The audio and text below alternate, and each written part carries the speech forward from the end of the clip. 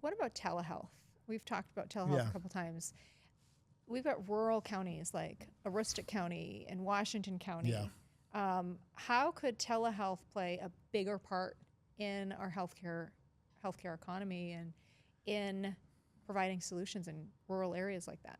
Yeah, I think at the primary care nurse practitioner level, if we could get more people into digital first, and it's not everyone, right, but more people into that, and having that be a quarterback. And if we don't have access to, like, we need to make sure we recruit people into Maine, but if they're not here, having full reciprocity with other states so they can practice here would be really helpful. And then actually they're starting to layer on like AI tools around these telehealth nurse practitioners or primary care doctors, which is different from you just popping into ChatGPT. Hey, here's my symptoms. Correct.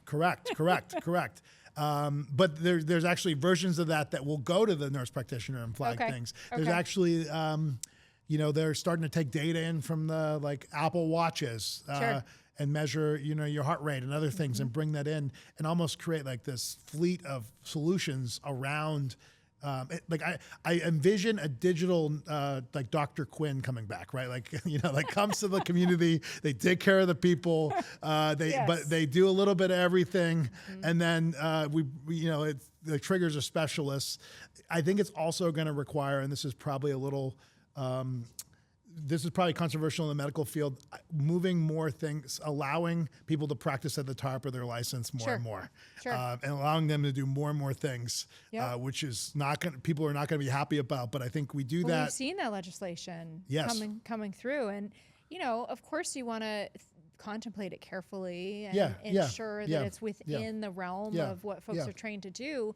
But it just means that there's more care available for Mainers.